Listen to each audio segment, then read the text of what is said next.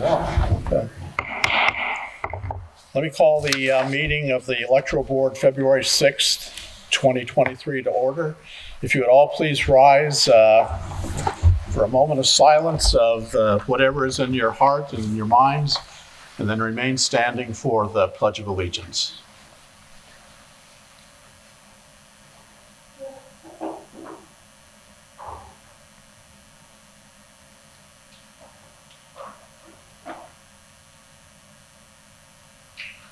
Thank you. Now join us in the pledge. I pledge allegiance to the flag of the United States of America and to the republic for which it stands, one nation, under God, indivisible, with liberty and justice for all. Thank you.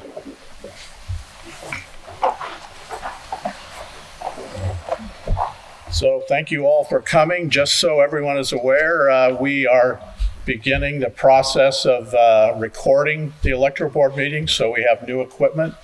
That will be in addition to the minutes that are prepared after each meeting. So just so everyone is aware, in the interest of transparency, the recordings will be available on our website. So the first item of business is public comment. We have 3 people who have signed up. So I will call you in order, and then if there's anyone else that didn't get to sign up. The first person is Carl Becker. Is there a microphone for the recording? Or No, just right over here. okay. Gentlemen of the board, I wanted to rise today to, I know you're considering cuts to the early voting program. And I have the privilege of having been here every election cycle at the EMNU site for early voting, most days as a Democratic Party providing information to people who might be interested, and have had the chance to talk to a lot of the voters who are early voters. And I will say that the Sunday voting is really especially critical. There are people who told me that they were so happy that the county had Sunday voting, and that they would not have been able to get the vote if it had not been for that day. So if you do cancel Sunday voting, you will be disenfranchising some voters. I do feel like perhaps the period of time that we have for early voting, and again, having firsthand seen the volume, I know you have the statistics, but after the first couple of weeks, there's really a dip, and then it comes back strong at the end. If you wanted to shorten it a couple of weeks from an early voting perspective, that would probably be the way to save money, but please do not cut Sunday voting. Thank you. Yeah. And next we have Carol Noggle. Good morning, I'm Carol Noggle, and I live in the Gainesville district, and I also am with the League of Women Voters. So I have a couple of things. One thing is setting up for the election on February 21st. We'll probably talk about that. But there's no school on Monday, so I want to know, is there school on Tuesday, the 21st? And that would, of course, affect operations in the school. So I will certainly be conferring with the principal on the setup on Friday on how we're going to set it. And I have not ever had to be forced to set up on election day. I've always been able to do it the night before, so I'm having trepidation about having to set up on election day. So I think that will be affected on whether or not they have school that day. The other, and talking about schools, I just want you to know there are 200 new voters that have registered in the Gainesville district from 2 high schools. So they're very excited about this being their first election coming up so soon. And then the other thing I would recommend, because the students who just registered will be getting information in the mail, but there may be some who need to do same-day registration. So I recommend that you add a website to your website for finding out where to go to vote, because the Prince William GIS has this PWC quick info. And it's so quick to put in an address, and they've got exactly where to go to vote. So I find that less cumbersome than putting systems on there right now. So I think that would help them be ready to find where to go to vote within the same day.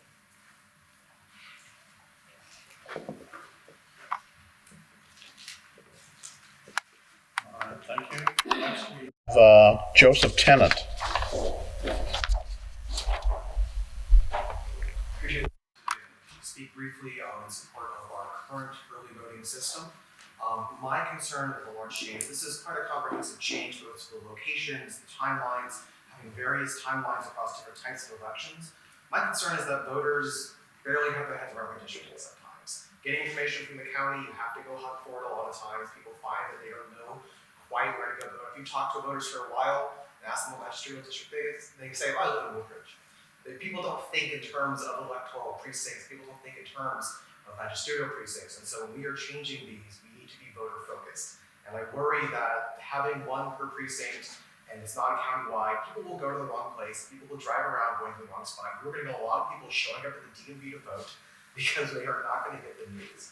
And so it puts a lot of cumbersome effort on campaigns just to do civic engagement, which many campaigns are just not going to do.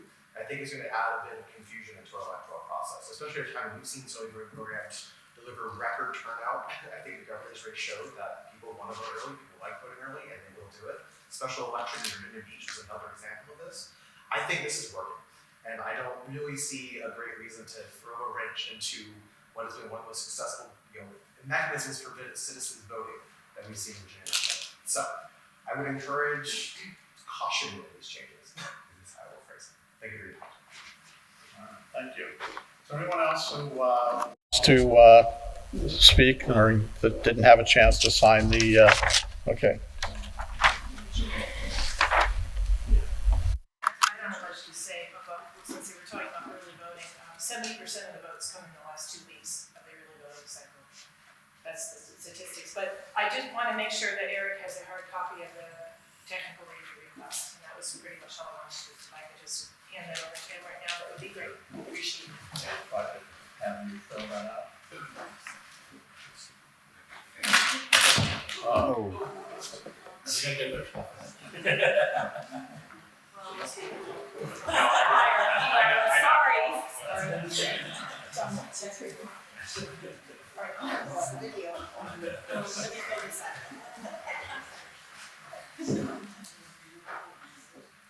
Okay. All right, so anyone else wants to speak in public comment period? You signed up first. You signed up. Hi, my name is Zoe Vitter. I have been a resident and been doing voter education and outreach in Prince William County in various ways for 20 years. I can tell you, and you know the statistics, that a lot of people in our county take advantage of early voting. And the number one thing I want to go off of what Jeff said is consistency. Being consistent matters. And with our diverse population, and I'm not just talking about race or ethnicity, I'm talking about our younger age. We have a younger group of people than in many places in the United States. We have a lot of children in the community. We have a lot of people with more than one job, more than one role in your life. And the more variables, the more things that you have in your life, the more options you need, the more flexibility you need. And the less you are perhaps tuned into the minute changes. I talk to voters at the DMV on a regular basis every single year who think that their precinct is the DMV. They think that is their polling location. We had to turn away, we made a plan with voters who showed up at 4:45 this past election season because they had been able to vote until 5 p.m. So that was their expectation. Going in. So consistency really does matter. Flexibility really does matter. There are people in our county who work 6 days a week. Sunday is their only option. I would keep the Sunday, I would keep the full day Sunday. I would keep the locations that we currently have for early voting as well. Thanks. Thank you. Could I get you to fill this out? I did. It's not out there. Oh, okay. All right. If you want to leave it at the podium. Yeah, you might as well leave it there. Okay. All right. All right. Can you identify yourself? I'm EJ Scott, and I'm the first vice president of the NAACP for Prince William, and I am on the state NAACP executive board, and I am the Prince William Political Action Chair. When this bill was signed, in order to allow precincts and permitting election officers to have Sunday voting, this was something that we had worked for on the state level for quite some time, and we felt it was very important to do that. We began organizing across the state to have what we call souls to the polls. So working with some of the churches. That effort is growing. To change our Sunday voting right now would not be a good thing for anywhere in Virginia. We, on that very first Sunday that we organized all across the state, we had over 23,000 people. And that was in a 4-hour period. So I think that alone shows how important it is to have Sunday. I have worked here at the registrar's office every Sunday voting period that we've had. I've had families come up. They were really excited, saying, I'm so glad that we're able to vote on Sunday. They were just ecstatic that this was an opportunity. Something else that we do for our souls to the polls is that we support our local businesses. We get Dunkin' Donuts and coffee and hot chocolate, and we serve it to the people that come and vote on Sunday as a celebration. We have this year been working more with our churches in order to get the word out, in order to promote how we would like to see this happening with the churches, and we've been working with a number of ministers to do that. So I would ask that this particular year, we don't give up on something that is really important and that we feel will really be a point of electoral victory for all of the citizens of Prince William. So thank you very much. Thank you. Okay, so anyone else that didn't get a chance to sign up that would like to make a comment at this point? If not, we'll close public comment. Did you sign the? Okay.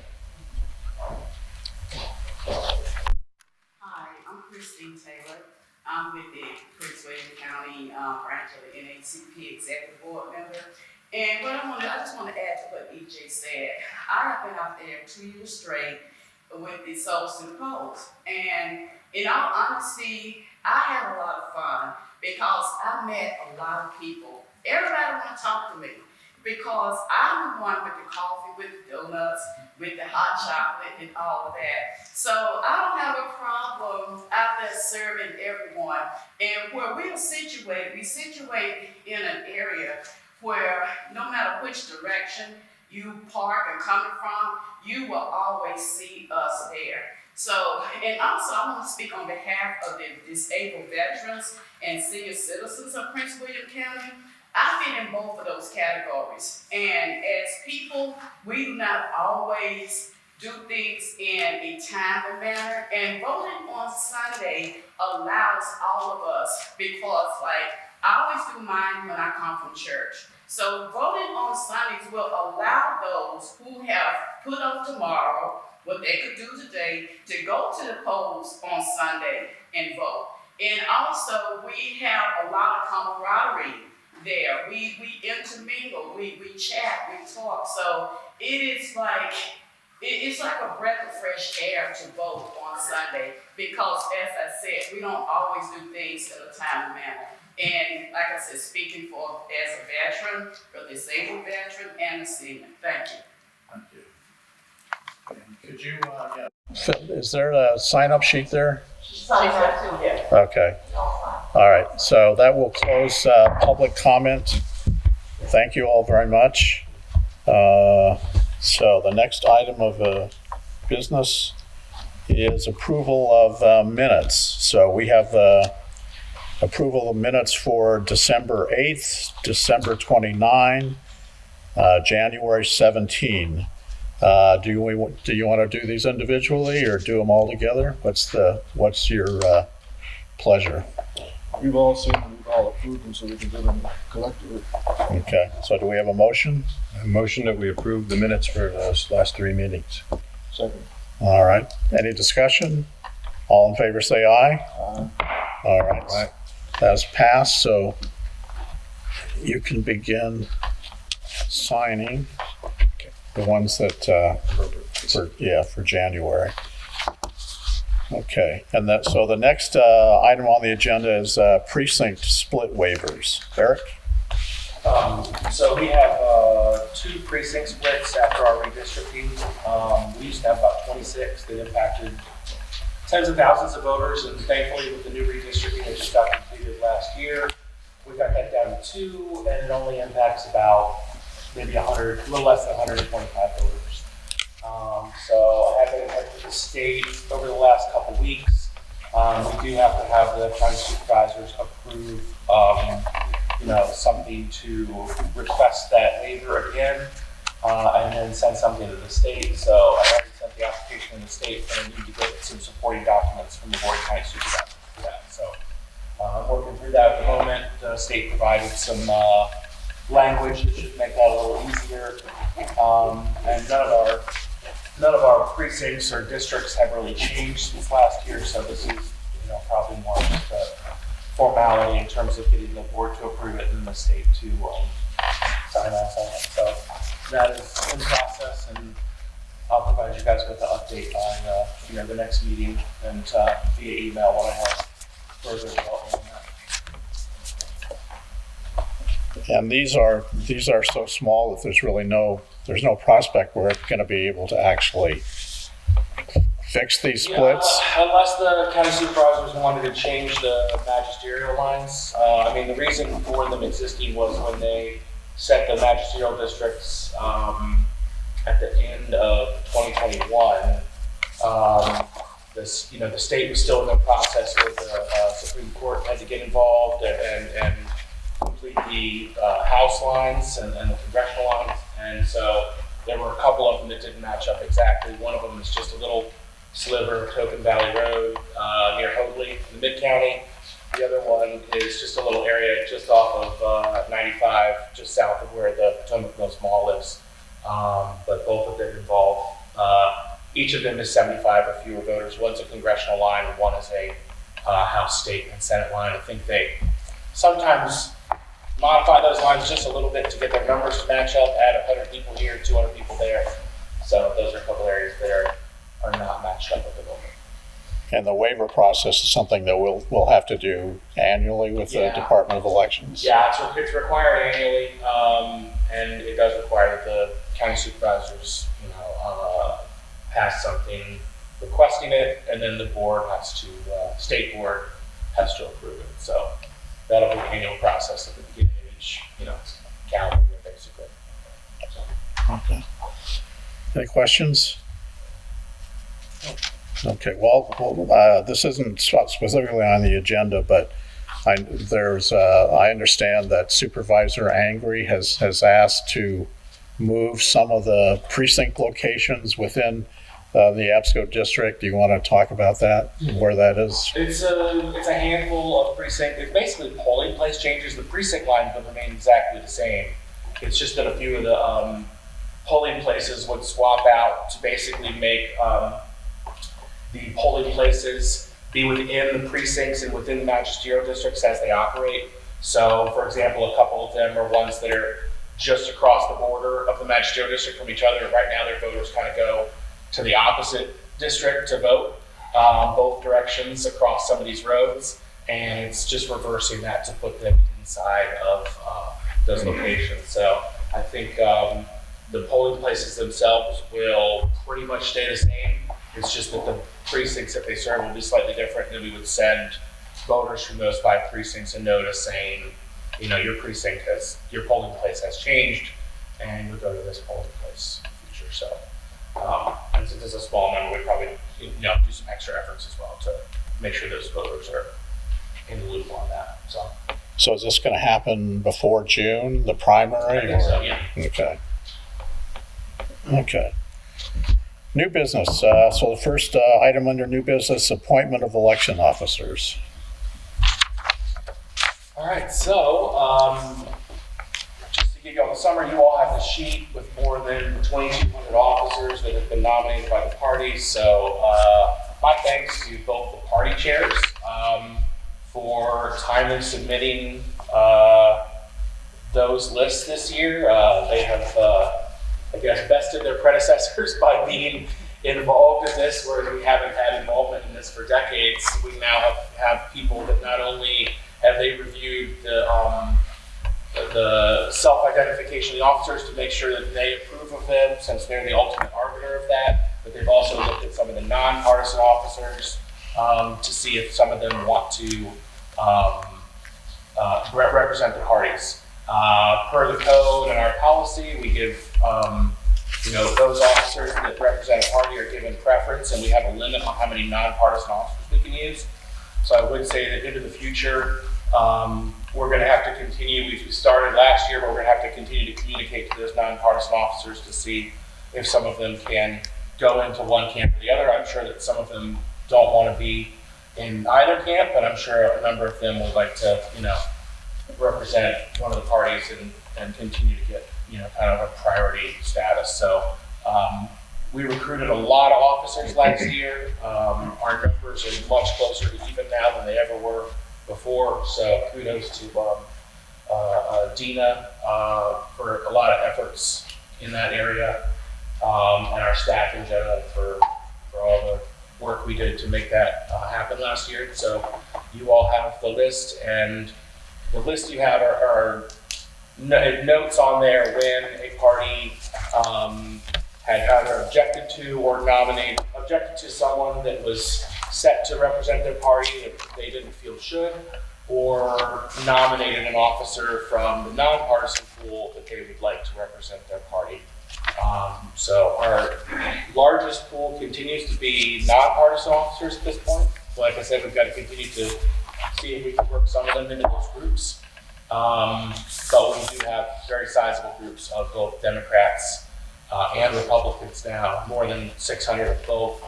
And we'll need to continue some recruitment efforts this year and next year to make sure we're getting to a healthy number of election officers, which, per my analysis, I didn't feel like we had going into last year, and we did a lot to really add a ton of officers. So I think we don't need to do the efforts that we did last year, but I think we need to continue to make progress, because any given year, the number of officers that either, decide they don't want to do it anymore, aren't interested, move out of the county, move out of the state, those kind of things, there's always a certain number of loss. So we need to make sure that we are recruiting to cover that loss and expand slightly the number of officers that we have. So we'll continue that over the next couple of years, but you all have the more than 2,200 officers, and I think that puts us in really good shape this year.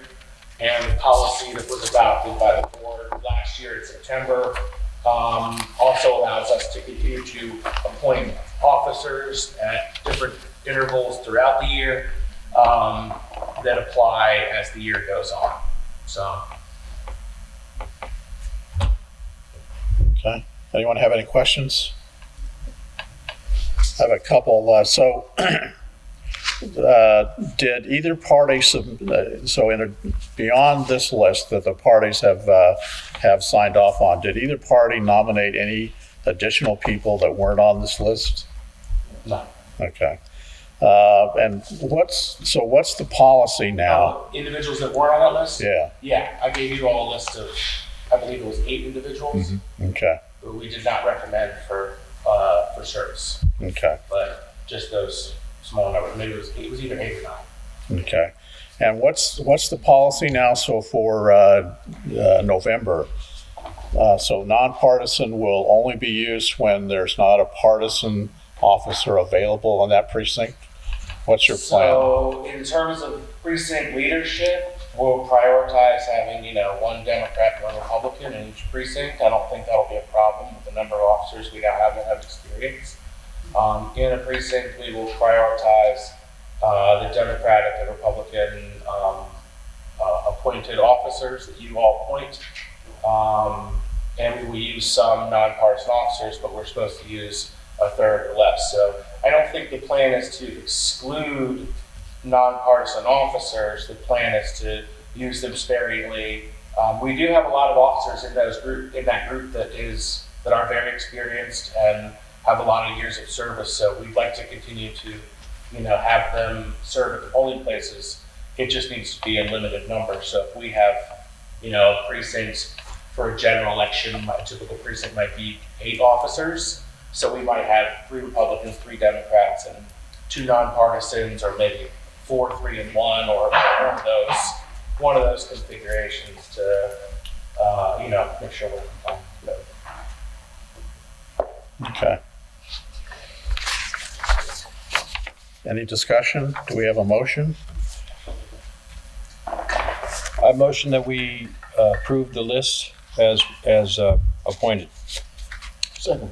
Okay, let me ask Eric. So your idea is that we approve these people for a 2-year period? Yeah. Okay. I recommend the 2-year approvals, mostly because we have the early election in 2023 in March, and it avoids complications with that. Also, given that the parties put a lot of work into reviewing this huge list, to not put the burden on them to do that every year would probably be something they would appreciate. Certainly, we continue to appoint individuals at intermediate intervals so that we can add new officers that become interested. Okay. Are you okay with adding that 2-year appointment? Okay. Any discussion? All in favor say aye. Aye. Aye. Passes unanimously. So thank you to both political party chairs for stepping up and helping us. And as Eric mentioned again, we're going to need more officers, and so I would encourage both political parties to not only look for people who hand out sample ballots outside the precinct, but also it's part of the responsibility of the political parties to help recruit election officers. And with the help of both parties, we can avoid the situation that we had last year. So that's that. So next on the item is the early voting locations proposal. All right, so I wanted to talk to you all about early voting, looking at some of the cost and locations and timelines for this. So we had a number of comments earlier. So before, you'll kind of hear it as I go through here, but I wanted to note just off the bat that this proposal is not about cuts to early voting. There's no cuts to hot chocolate involved here, which I heard mentioned earlier as well. There is nothing in here about Sunday voting or the weekend voting. That the extra hours that are added to the statutory requirements for weekend voting are decisions that are basically made by you all as each election approaches. So this is about the county ordinances that surround what locations we are allowed to use.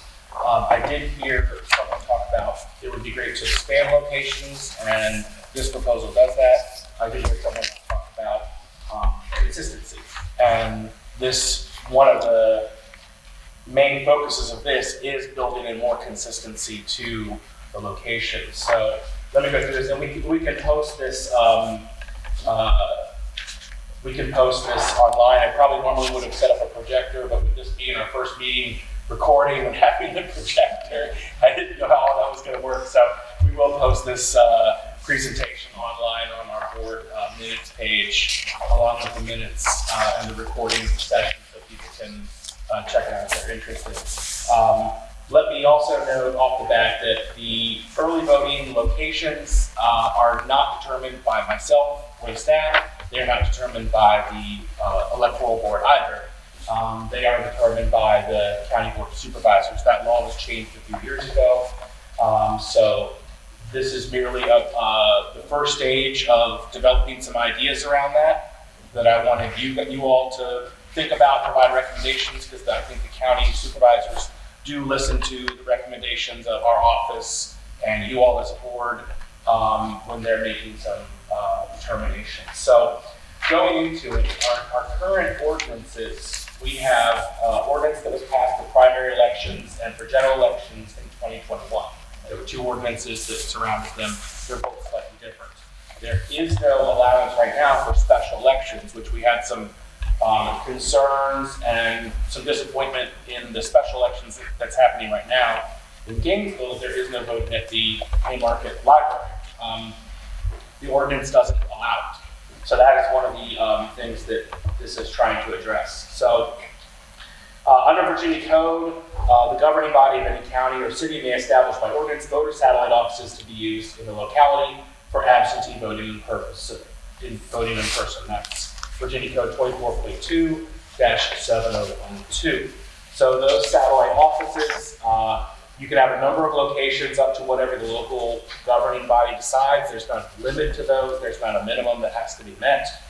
They do have to use public buildings or DMV locations, and you can't make changes to this within 60 days of a general election to avoid voter confusion and problems. So our current locations, consistency was mentioned. One of the issues is that our current setup, the locations change. So in a primary right now, the main office, the Palazzo building, and Haymarket Library are the three locations that are set for primary elections. In the general, the main office and the Haymarket Library are still in use, but the Palazzo building switches to the DMV, and the Brentsville Courthouse and Dumfries are approved for a 14-day period prior to the election. The other locations I mentioned are all approved for 45 days of early voting. And then in a special election right now, the only thing that would be there is the main office, because that's statutorily required. There are no special locations. So looking at these, what we have are the total number of site days. And when I say that, what I mean is a location that is open for a day. So if you have 3 locations open for a single day, that's 3 site days. I do it for that purpose because each of those days has a certain cost to it in terms of staffing, and it lets you do some analysis of the efficiency of that process. So right now, for the primary election, we have 102 site days. For a general election, we have 126, and for a special, we have 34. That's because even though it's open for 45 days, obviously, every Saturday and every Sunday is not open for voting during the period. So to run these centers, it costs, rough analysis is about $750 a day. You need a handful of officers at each location to check in voters, to oversee the process. The other elements of this are largely sunk costs, the equipment, the ballot booths, things like that. You know, we already have those. And the ballots are printed on a per use basis at each location. So when you expand that out, that means that every primary election for us is costing about $76,000. For early voting staffing, a general election is costing about $94,000. Is around $25,000. Those might vary a little bit. If we have a lighter election, it might cost a little less, and vice versa if it's a heavy election. What we do see, you all see here on slide 11, is that for the first 4 weeks of early voting, as mentioned earlier, we get very light voting at our locations. It's a trickle. We don't see a lot of voters coming through, but we still have to maintain a minimum amount of staffing to make sure that each location is prepared in case we do get a surge, or to have all the functions filled at the location. Then in the last 2 weeks, it really picks up. The number of voters really increases, and we start to get, the general election last year, for example, all but one of the days during the last 2 weeks had more than 1,000 voters, sometimes more than 2,000. All of the first 4 weeks, we only had one day that was over 1,000 voters, and that was the last day of that period. So the first several weeks, we get very few voters, especially at these satellite locations, and then it ramps up. And in terms of the site days I talked about earlier, the number of site days for the first 4 weeks under the current ordinance And the last 2 weeks is exactly even. You have 63 of both in a general election.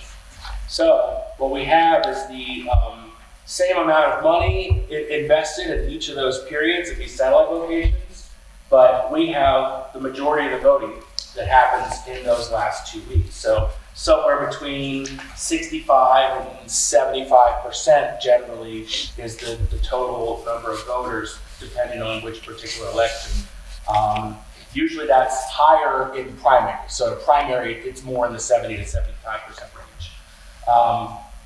So that means when you're talking about the cost per voter, it's more than double the cost for those first 4 weeks at all those locations. And that's even higher during a primary election. Obviously, a special election like we have now, we have to have the main office open. But if we had a satellite office open, for example, similar to the primary of last year, we had days where we were having, 2 voters, 7 voters, 5 voters. It's a lot of money to spend to have officers just sitting there all day and no voters coming through the doors. So, in terms of the last 2 weeks, I think this makes sense. There's logical reasons why it's happened. Voters are waiting to make a more informed decision. We have media coverage intensify, and we are all procrastinators to some degree. It just depends on how much in our decision making. So we tend to vote as the election draws closer. So in terms of the geography of the locations right now, our office is a bit of an island here. We're on a small little patch of property here in Prince William County that's in the middle of a large area of Manassas City. So unfortunately, most of the voters are at least a couple miles away from here to get to this location. And this is a location that's required by law. So that is not going to change unless our office moves. In a primary, only 17% of the county puts voters within 3 miles of an early voting site. In a general election, only 33% of the county is within 3 miles of an early voting site. So the number of people around the county and the amount of area in the county that is in close proximity within, a 5 or 6 minute drive to an early voting site is a pretty low percentage, certainly the minority of the voters in the county. And we have 3 of our 7 magisterial districts which don't have an early voting location at present. Now, that doesn't mean that people aren't close. For example, the DMV location is in Occoquan technically at the moment, but it's very close to Woodbridge and Neabsco as well. But given that all of the magisterial districts are already portionments of the county population that are roughly equal, having locations in all of those would put more people, in close proximity to those locations. So a couple of issues we have with our current satellite location setup. We don't have any ordinance for special elections. So we don't have any options. When we have a Gainesville special election, we don't have any options to have voting at the Haymarket Library, which would be very convenient for a lot of voters. Voting is not cost effective. We have these prolonged periods of satellite locations that are hosting voting, like for Lazo in the primary last year, but we're just spending lots of money for barely any voters to come through the doors during those times. The majority of the county is not close to an early voting location. The distribution is not as equitable as it could be, and the locations are not consistent. I think that's an important thing. Somebody mentioned it earlier. When voters know from election to election, there's always early voting at X, they know to go there. You've seen that with the DMV and Haymarket, which are almost always have been locations, and those are among the more popular locations in the county. So you build behaviors with consistency. So some potential solutions for this are, one, to set locations for all elections so that we include specials in that process. And I think if the ordinance outlined that for special elections, only the areas that are having an election need to be in use. So for example, the ordinance shouldn't say if there's a special election that you would use all these satellite locations if that election is only in the Potomac district or the Gainesville district. You would only have the relevant locations. in use for those. And that would be in addition to having the main office, because the main office has to be open for every election. Main office is always open and always for the full 45-day period. That is in the code. So there's nothing that would change about that. We would assign, the idea is that we would assign one location, at least one, per magisterial district, because again, if there's equal groups of populations in each of those districts, then everybody would have some proximity to an early voting center. This would also control for costs. I think the purpose of the ordinance having the different locations and more locations and a primary in general makes sense in terms of the idea is probably to control for costs in a primary when you don't have as many voters going out. Doing this with time, I think, rather than locations can be a better way to go about it, because you're able to control for the costs and make it efficient, but voters always know where to go to, and it's just a matter of how long are those locations open and when does voting start there. So, and I put together a rough timeline for this, and I call it the 1, 2, 3 system, which is basically you start voting 1 week before a primary, in this case 10 days for that Saturday essentially, 2 weeks before a general, and then 3 weeks before a presidential general, so that as you have larger elections, you would open the locations sooner. Overall, what this would mean is this is going to mean more voters going to vote on a day-to-day basis when these locations would be open, so it'd be more cost-effective, and you'd have to give more voters opportunities to vote. But the number of site days that they're open would actually be slightly less, so you're not spending money having officers just sitting in locations where they have 5 or 10 or 20 voters, in a given day. So I think that this would help kind of go the middle route of being cost effective, but also expanding the number of locations that voting would be held at. In terms of the suggested locations, at least one location for each magisterial district, and the Board of County Supervisors could always expand upon that or decide something different, obviously, from what's here as well. They could do one location for magisterial, in addition to, for example, the DMV and Haymarket, since those are so popular. Or they could share magisterial districts if that's what you would prefer. But that would be each supervisor kind of having their own location to set, which makes the politics of some of those decisions a little bit easier. Let me stop you. So the suggested timing, the 1, 2, 3 system. So what you're saying is that all the satellite offices would only be open for 10 days before a primary, 15 before a general, and 22 before a presidential. Yeah. So the main office would be open 45 days. But none of the other satellite offices will be open the whole 45-day period. Yeah. Okay. Now that obviously can be modified. You could tweak this and say, okay, we're going to do 12 days and 20 days and 30 days, or something like that. This is just a draft for you all to consider, provide feedback for, so that we can then kind of push something over to the Board of County Supervisors that would help them with making a decision about how to modify this. Because clearly, if nothing else, we need some kind of special election ordinance so that when a special election happens, there's a decision about the satellite locations. And I think there's an opportunity while doing that to look at, especially as we go towards a presidential year, the number of locations that we have. Most of the counties that I've worked for, I worked for DC, I worked for Montgomery County, I worked for Arlington, all of those had between 8 and 15 early voting locations. Arlington is the smallest county in the entire country, and they had almost twice as many early voting locations as we had. DC is also geographically smaller and had 13 or 14 early voting locations. And in most of those places, because in a lot of states, they usually run early voting for 10 to 14 days or so before an election. There's some places that have 3 weeks, and then there's a number of states that have a 45-day period roughly like we do. So it's kind of a mixed bag. But I think more locations than what we currently have is a little more in line with common practices across the country to make sure that more voters are close to those locations. So the benefits of this change would be that rather than the numbers I talked about earlier, which is that 17%, 33% of the county is within 3 miles, this would put 57% of the county within 3 miles of the early voting site. So it would nearly double the number of voters, the number of area in Prince William County that would be in close proximity to an early voting site.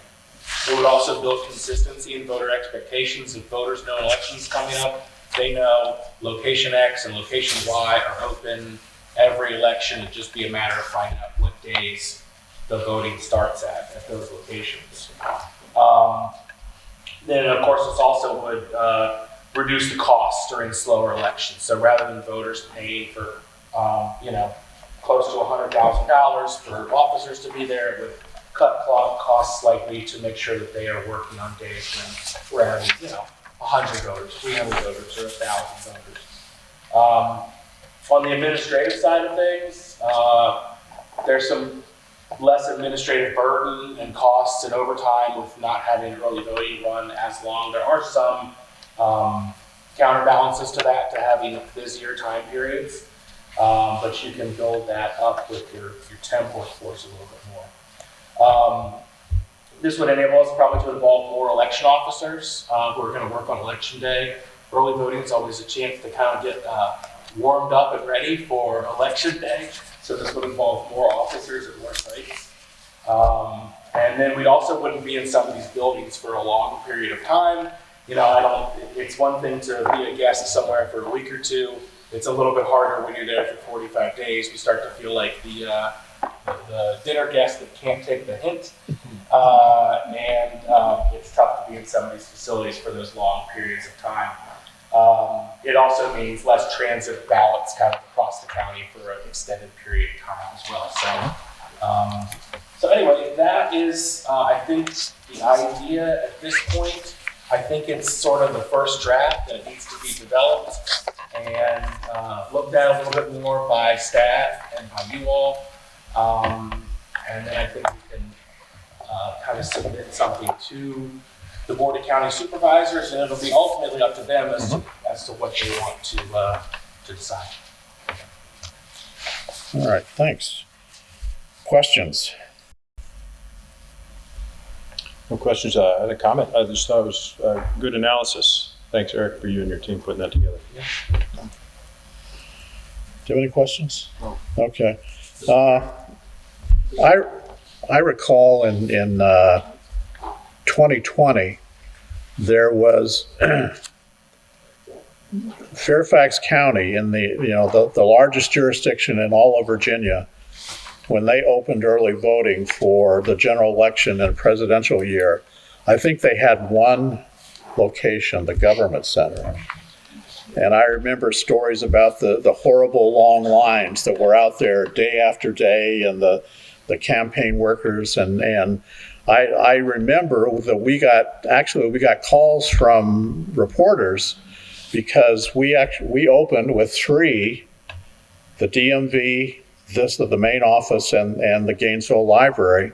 We opened those for 45 days from the very beginning, and we had 3 locations open, and Fairfax had only 1. So I just, I know that it varies from jurisdiction to jurisdiction. I really like the idea of having, at least one location in every magisterial district, because that does sort of even out the voting experience for people. I have some concerns about, so I guess what you're talking about is if you do the 1, 2, 3, so we would, for a general election, we would begin the 45-day voting period, and the main office would be the only facility available for those first 30 or whatever days. And then as we got closer to election day, that's the 1, 2, 3 would kick in. And so, for example, the DMV, the Gainesville Library, they would be open, for basically what is it, 2 weeks or so? 3 weeks before a presidential election and 2 weeks before a general election. And I have some concerns. I mean, so obviously, I think the idea of uniformity and having the same locations, makes a lot of sense. And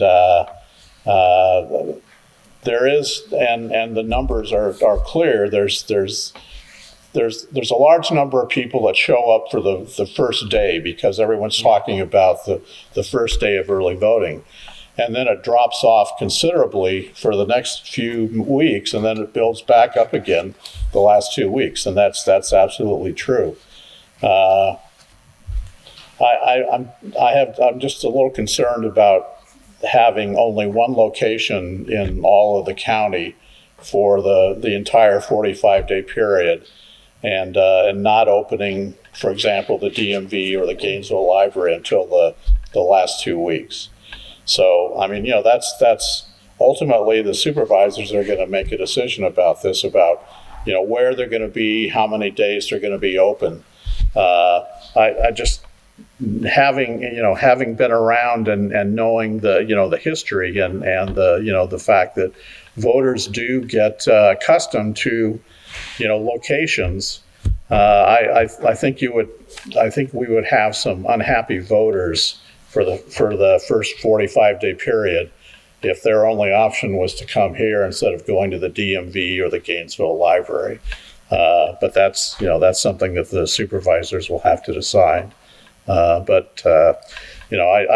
like the presentation, and I definitely agree that consistency and uniformity, to the extent that we can do it, makes it easier for your office, but also for the voters if they know that during every election period, at some point, DMV is going to be open and the Gainesville Library. So, Yeah, I mean, certainly we could develop this too further to say, okay, we're not going to we shouldn't recommend all the locations open for the entire period, but maybe DMV and Haymarket, since they're popular and well known, maybe they do a longer period of time. So I think there's a lot of options there. right. Okay. Mr. Chair, can I ask a question? What happens when your special elections are for not magisterial, but state senate, state house, and those districts cross over different magisterial or multiple magisterial, and particularly when that portion of the magisterial does not have the location of your standard site? Just one other consideration to take into account. Yeah, that's a good question. So we can anticipate, I guess, there are lots of different potential special elections. And maybe, so clearly that's something that the supervisors, when they're developing whatever their ordinance is for special election, it's not always going to be just one magisterial district. It may be a state senate district or a, House of Delegates or something else. So that, it's something that we need to at least raise with them. And in the case of, so if we had a special election that crossed jurisdiction lines, a House of Delegates, we had a special election House of Delegates in January a couple of years ago, and the majority of the district was in Prince William, but Stafford. And so I recall, each jurisdiction set up their own location and their own rules for, how long the period was going to be and how many locations. So there's not a requirement that they be the same. Each jurisdiction does that. Is that? Yeah, I think that could be worth it. Okay. All right. Any other comments about early voting? So what's the timing on this? When do the supervisors have to approve something for? I assume your goal is to have this in place before the June election. I don't have a specific timeline. I mean, we want to resolve the special election issue, but I think it's just an opportunity while looking at that to look at our early voting in general. I think that it would be good to have an expanded number of locations for early voting for the presidential election next year. The sooner we can, have that in place to help build voter expectations and voter behaviors, then that's all the better for the future. So. Okay, but there are timing, and the supervisors have to have a public hearing, they have to publish notice, and Yes. so there are some procedural steps they have to go through before they can adopt it. So yeah. I would say for this one, since it's going to be more, we talked earlier about the precinct split waivers. That's more of kind of a rubber stamp process of decisions that have already been made. This is a little bit more involved. I would think that shooting for something by the November election of this year would be a more realistic goal. That's not to say it couldn't happen before the primary, but I think that would be pretty challenging. Okay, yeah. And just so, for planning purposes, there will definitely be a countywide June primary on the Democratic side. I don't know whether the Republicans have decided their nominating process, but we have contested races for chair of the Board of Supervisors, several magisterial districts. So, definitely plan on having a countywide Democratic primary this June. So we officially have no primaries Right. on the calendar yet, but that will, that will likely change soon. Right. Okay, great. Thank you. Yeah. Okay, the next item is the Quantico special election update. Okay, so good transition from that last note into this one. So Quantico has had a writ for a special election that has been ordered for May 21st. And the issue with that is under Virginia Code, you can't have a special election within 55 days of a primary or a general. I talked to the court last week because technically there is not a primary on the calendar yet for that to violate, but we know that there will be soon. So this kind of falls in a little bit of a no man's land right now. So the town attorney for Quantico is talking to the Quantico Town Council and see if they can request a different date for that primary, for that special election, knowing that that primary is imminent. So yeah, we're just kind of waiting. It's kind of a wait and see right now because there's no action that we can take in terms of changing that. That's up to the courts. And as far as the courts are concerned, unless they get another request from one of the parties involved, they can't do anything. So I talked to the state to see if we needed to go ahead and list this since there is an official writ, and they've recommended holding off until we hear further word from the town courts on the matter. Obviously, it's a small election since the town of Quantico only has about 350, I believe, registered voters, so it'll be a small special election. And then we'll wait to see if they request a date that would be a little sooner to get outside that 55 days, or if it would be just after the June primary. So, does the town charter allow them to make an appointment rather than have to have a special election? I'm not their attorney, so All right. I'm going to say no comment on Okay. on All right, that would clearly help everybody if they had if the charter allowed them to make an interim appointment, then we wouldn't have to do a special. Other business. Could you give everybody a sort of a heads up on the special on February 21?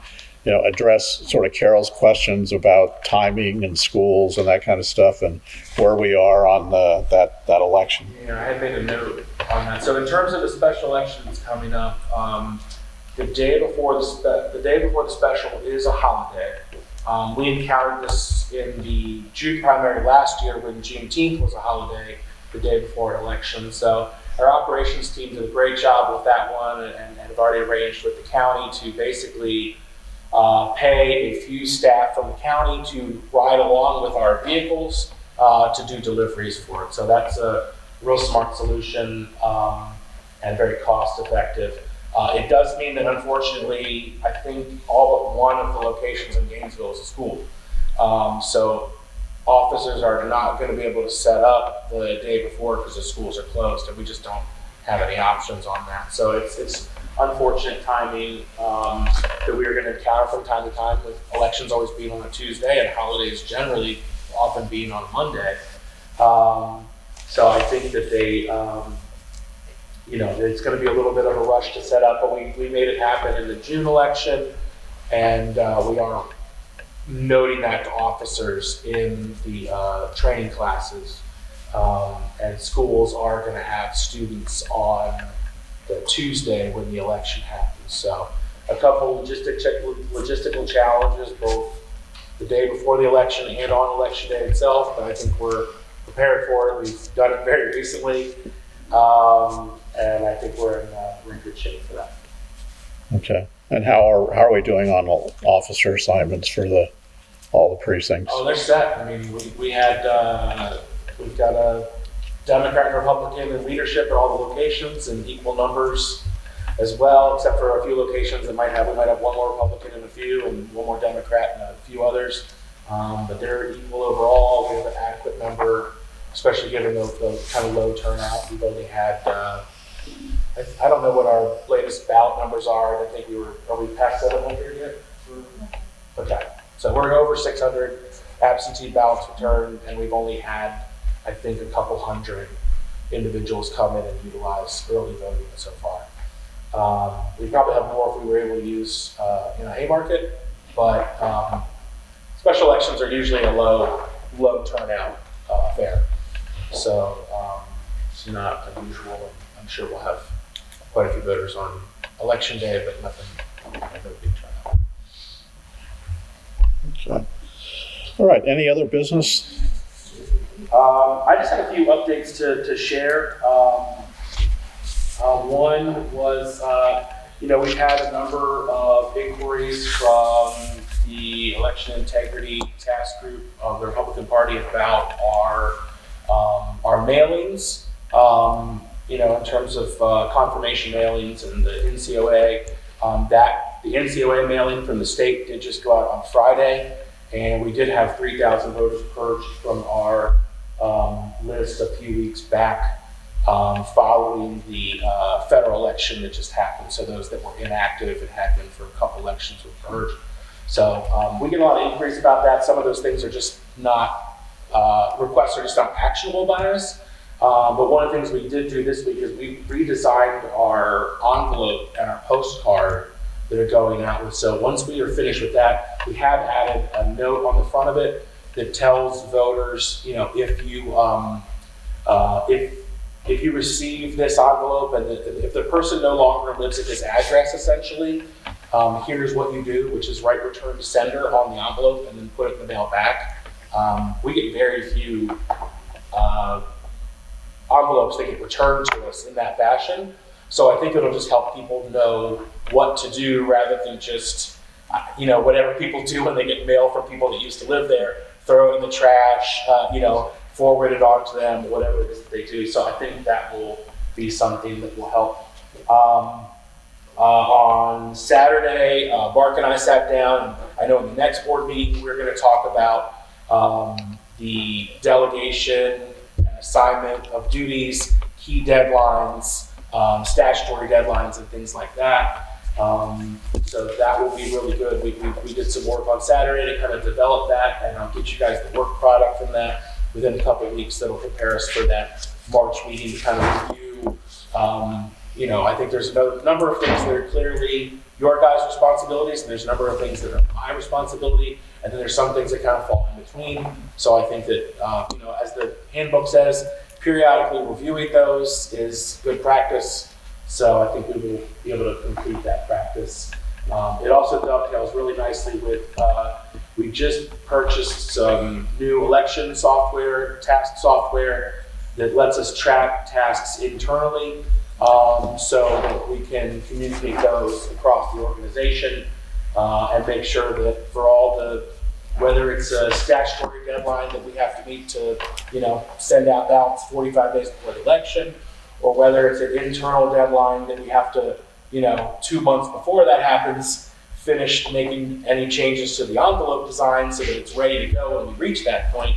That's going to help us kind of coordinate all of our different teams and different tasks that we have to do, and should dovetail really nicely with the review of our electoral board and general registrar duties that we're going to dig into at the next meeting.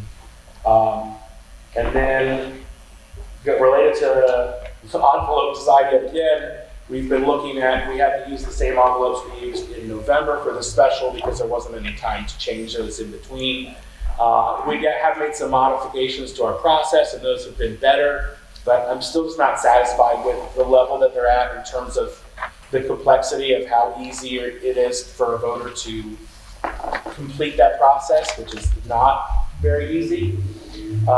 So we are looking at changing the envelope type entirely to a one seal envelope that would improve the security of the envelope, and it would make it easier for the staff to process. So we're working on a prototype of that right now.